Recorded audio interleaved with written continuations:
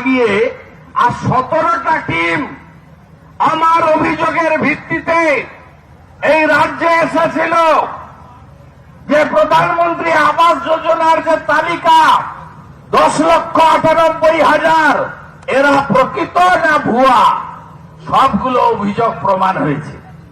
গোয়াল ঘর দেখিয়ে টাকা নিয়েছেন, টাকা বাড়ি দেখিয়ে টাকা নিয়েছেন, বাড়ি নেই টাকা নিয়েছেন, মাঠের মধ্যে হোগলা টাঙিয়ে টাকা নিয়েছেন। এই চোরেরা আপনারা বলুন তো 50 লক্ষ এখনো পর্যন্ত PMYAY প্রধানমন্ত্রী আবাস যোজনার বাড়ি দিয়েছেন ভারত সরকার। কে কে পেয়েছেন? কে কে পেয়েছেন? উত্তর নাই। তোমার দেখা নাই রে, তোমার দেখা নাই। টাকা সব ভেড়ে দিয়েছে। আর যে কটা লোক পেয়েছে ডেকে আড়ালে জিজ্ঞেস করুন, বলবে 30,000 টাকা ঘুষ নিয়েছে। এই পঞ্চুরা তৃণমূলের বিনা প্রতিদ্বন্দ্বিতায় জেতা পঞ্চায়েতের চোরগুলো কাটমানি খেয়েছে। এই মুখ্যমন্ত্রী মিথ্যাবাদী আজকে কোচবিহারে বলছে এতদিন আমি পঞ্চায়েতটা দেখিনি। এতদিন কে ভূত দেখছিল? 10 বছরের পঞ্চায়েত, 10 শুধু নয়, 8 সাল থেকে জেতা শুরু হয়েছে তখন 40% জিতেছিল, 13 সালে 70% আর 18 সালে লুট করে 95%। বলছে 10 বছর পঞ্চায়েত দেখি, এবারে মানুষের পঞ্চায়েত হবে। 10 বছর ধরে 100 দিনের টাকা ঝেড়ে 10 বছর টাকা মেরে ভাঙা সাইকেল ছিল না, ফাটা জামা কাপড় পরত, একটা বিড়িকে 3 বার নিভিয়ে খেত, পিছনে তুলো লাগানো সিগারেট ছাড়া খায় না তৃণমূলের লোক।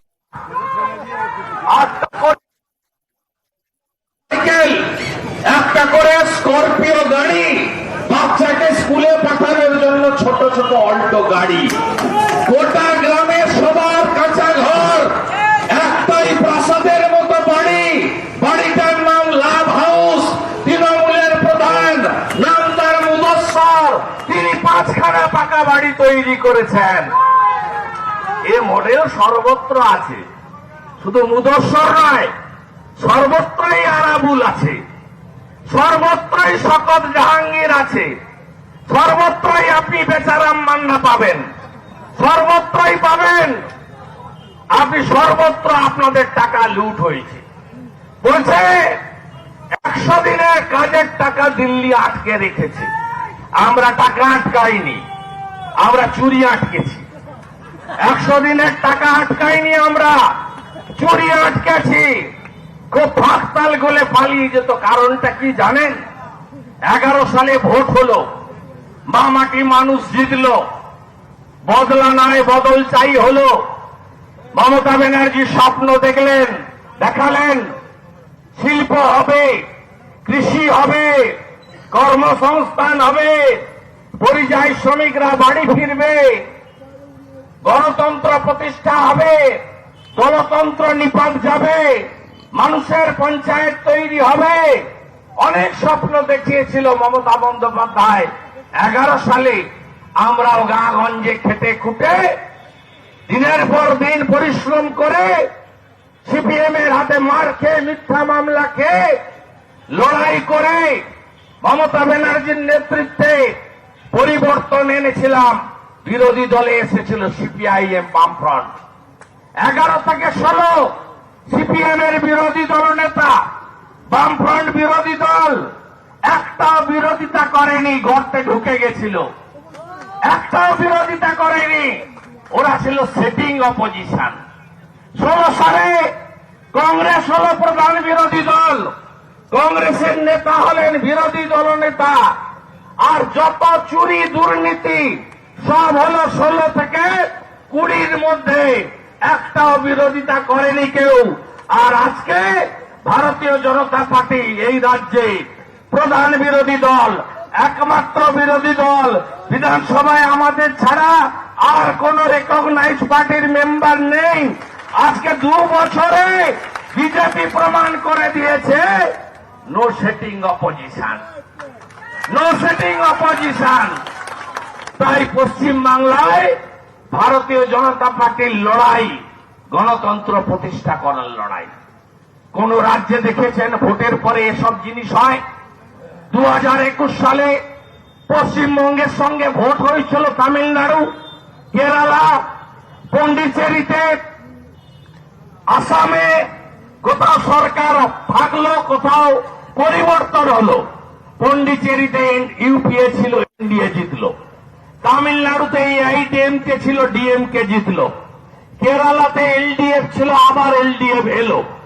আসামে বিজেপি অগপ জোট ছিল, বিজেপি একাই গভর্নমেন্ট মেজরিটি পেল।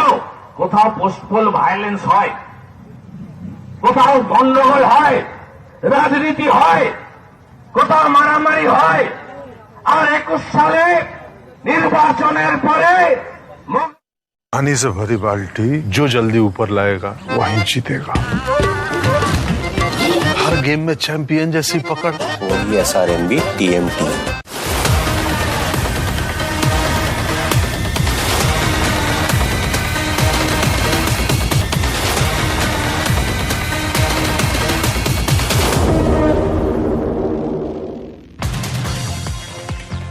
কেন্দ্রের বঞ্চনার অভিযোগে ফের সরব মুখ্যমন্ত্রী মমতা বন্দ্যোপাধ্যায়। একাধিক প্রকল্পে টাকা না দেওয়ার অভিযোগ, পঞ্চায়েতের জিতে টাকা আদায়ের হুঁশিয়ারি। 24-এ বিজেপিকে হারানোর চ্যালেঞ্জ পাল্টা সুকান্ত। আজকে 7,000 কোটি টাকা পেমেন্ট করেনি 100 দিনের কাজের লোককে।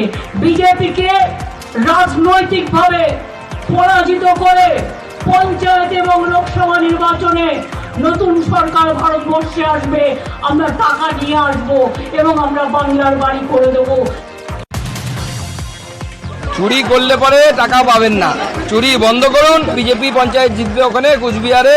ফ্রি অ্যান্ড ফ্রি ইলেকশন হলে মমতা বন্দ্যোপাধ্যায়কে বলছি, বিজেপি জেতার পর আমরা কেন্দ্রের টাকার ব্যবস্থা আমরা এনে দেবো, কারণ বিজেপি চোরেদের পঞ্চায়েত গঠন। পঞ্চায়েতের প্রচারে টার্গেট লোকসভা। 2024-এর ভোটে মোদী সরকারকে উৎখাতের হুঁশিয়ারি তৃণমূল নেত্রীর। দিল্লিতে সরকার বদলে রাজ্যের বকেয়া আদায় করার চ্যালেঞ্জ। প্রধানমন্ত্রীর বিদেশ সফর নিয়েও খোঁচা, পাল্টা কটাক্ষ বিজেপি। ওরা আমেরিকায় গিয়ে গভর্নমেন্টের টাকা দিয়ে আমেরিকাকে গেছে সন্তুষ্ট করছে। মোদী বাবুর নেতা হবেন। কখনো রাশিয়ায় যাচ্ছেন, রাশিয়ায় গিয়ে প্লেন কিনছেন। কখনো ফ্রেঞ্চে যাচ্ছেন, ওখানে গিয়ে প্লেন কিনছেন। আর আমার গরিব ঘরের ভাই বোনেরা 100 দিনের কাজ করে মাথায় মাটি তুলে তার টাকাটা দিতে পারছে না। এই হচ্ছে বিজেপি সরকার, এই হচ্ছে বিজেপির ডাবল ইঞ্জিন সরকার। আসলে এই ধরনের আক্রমণ কার্যত রাজনৈতিক শিষ্টাচার বিরোধী। একজন রাজনৈতিক দলের নেত্রী বিরোধী অবস্থান থেকে কথা বলতে পারেন, কিন্তু বারবার ভুলে যাচ্ছেন উনি একটি রাজ্যের মুখ্যমন্ত্রী, সংবিধানের শপথ নিয়েছেন। আর একটা রাজনৈতিক শিষ্টাচার। মমতার নিশানায় বিএসএফ। কোচবিহারের সভা থেকে বিএসএফ এর বিরুদ্ধে সরব মমতা বন্দ্যোপাধ্যায়। বিএসএফ এর গুলিতে মৃত্যুর অভিযোগ, পঞ্চায়েত ভোটে বিএসএফ এর অপব্যবহারের অভিযোগ তৃণমূল নেত্রীর। পাল্টা আক্রমণ সুকান্ত মজুমদারের। কুচবিহারে গুলি করে মারাটা যেন একটা অধিকারের মধ্যে পড়ে গেছে। এরা করবে দেশ শাসন। আমরা বিষয়টি মাননীয় স্বরাষ্ট্রমন্ত্রীর নজরে আনবো, গোচরে আনবো। প্রয়োজনে এখানে অতিরিক্ত বিএসএফ পাঠানো উচিত। তৃণমূল গুন্ডা বাহিনী দিয়ে বিএসএফদের উপর আক্রমণ করাতে পারে। বিএসএফদের উপর যদি এই ধরনের আক্রমণ হয়, মনে রাখবেন মমতা বন্দ্যোপাধ্যায় এই আক্রমণ করিয়েছে। নাম না করে নিশীথ প্রামাণিককে আক্রমণ মমতা বন্দ্যোপাধ্যায়। নির্বাচনী আচরণবিধি ভাঙার অভিযোগ উদয়ন গুহকে, পাল্টা আক্রমণ সুকান্ত। একটা হোম মিনিস্টার কখনো গুন্ডা হতে পারে? গুন্ডামি করে পঞ্চায়েতে বিএসএফ এর গুলি খাচ্ছে, আর উনি আফ্রিকা ঘুরে বেড়াচ্ছেন। আফ্রিকা থেকে ঘুরে এসেই 100 জনের কনভয় নিয়ে ঢুকে যাবে। ইলেকশন নিয়মে এটা কিন্তু পারমিট নয়। সব থেকে বড় গুন্ডা তো উদয়ন গুহ। নিজের তার থেকে বড় গুন্ডা আছে নাকি কুচবিহারে কেউ? পঞ্চায়েত দুর্নীতি বন্ধ করতে কড়া মমতা বন্দ্যোপাধ্যায়। কেউ দুষ্টুমি করলে চোর মারবেন, কাউকে 1 পয়সা দেবেন না, টাকা চাইলেই ছবি তুলে পাঠিয়ে দেবেন। কোচবিহারের সভা থেকে বার্তা মমতা বন্দ্যোপাধ্যায়ের, কটাক্ষ সুকান্ত। যদি আমাদের কেউ কোনো দুঃখ দিয়ে থাকে আপনাদের, আমি তাদের হয়ে আপনাদের কাছে ক্ষমা চাইব। ভুল বুঝবেন না। যদি কেউ দুষ্টুমি করে 2টো চড় মারবেন, এর রাইট আপনাদের আমি দিয়ে গেলাম। ভালো তো, গ্রামের লোক এবার তৃণমূলের সব নেতাদেরকে ধরে পেটাবে। কিন্তু বাংলায় একটা কথা আছে, আপনি আচরি ধর্ম পরের শেখাও। বৃষ্টিতে উত্তরবঙ্গে দুর্যোগপূর্ণ পরিস্থিতি নিয়ে প্রশাসনিক বৈঠক মুখ্যমন্ত্রী। লাটাগুড়িতে জেলা শাসক পুলিশ সুপারদের নিয়ে জরুরি প্রশাসনিক বৈঠক মমতা বন্দ্যোপাধ্যায়। বৈঠকে বিপর্যয় মোকাবিলা দপ্তর এবং সেচ দপ্তরের সচিব। যে একটা কমিশন ছিল, রিভার কমিশন, ওরা এখন একটা নতুন বিল নিয়ে আসার চেষ্টা করছে। মিটিংয়েই আমি শুনতে পেলাম অফিসারদের কাছ থেকে। তাতে ওরা আমাদের অথরিটি কেড়ে নেবে। ব্রহ্মপুত্র ওটাকে নর্থ ইস্টার্ন রেঞ্জে নিয়ে যাবে, তাতে আমাদের আপত্তি নেই। যে ওই যে নর্থ ইস্টার্ন যেটা করছে তাতে পয়সা করে কোথাও করে উল্লেখ নেই। যেটা আমি খরচা করব, জ্ঞান দেবে, পয়সা দেবে না। সুতরাং ওই বিলটাকে আমরা অপোজ করছি। চালসায় চায়ের দোকানে জনসংযোগে মমতা বন্দ্যোপাধ্যায়। মোমো বানালেন মুখ্যমন্ত্রী, সঙ্গে তাকে বানাতে দেখা গেল চাও। খানা আমাদের শেষ করতে বলতো।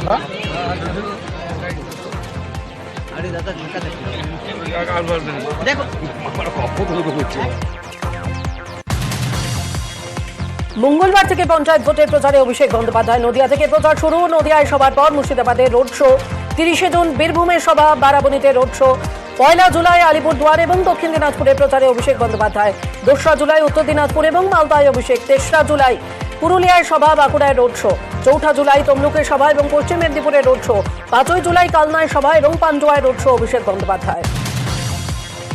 রাজ্যপালকে কালো পতাকা তৃণমূল ছাত্র পরিষদে। উত্তরবঙ্গ বিশ্ববিদ্যালয় থেকে বেরোনোর সময় রাজ্যপালকে কালো পতাকা দেখিয়ে দূর হাঁটো স্লোগান।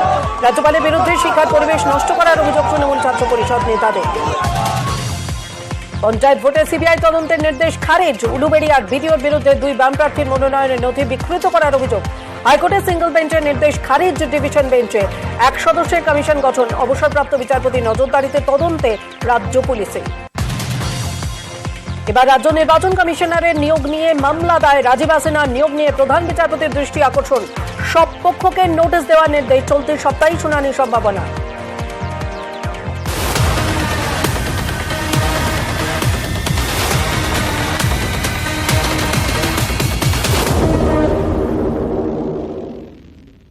কামিং আপ নিবেদন করছে elegant steel, India's number 1 QST bar. ভরসা দেখা যায় না, টিকে যায়। পঞ্চায়েতের প্রচারে ফ্লেক্স ঘিরে শোরগোল বনগাঁর সুন্দরপুর গ্রাম পঞ্চায়েতে। একই ফ্লেক্সে কংগ্রেস ও বিজেপি প্রার্থীর প্রচার। সমঝোতা হয়নি, ফ্লেক্স নিয়েও কিছুই জানেন না, দাবি 2 দলেরই। কটাক্ষ তৃণমূলের। চালসায় জনসংযোগে মমতা বন্দ্যোপাধ্যায়ের। জেলা থেকে সরাসরি দেখুন সন্ধ্যে 6টায় তমশ্রীর সঙ্গে। কামিং আপ নিবেদন করলো elegant steel, India's number 1 QST bar. ভরসা দেখা যায় না, টিকে যায়।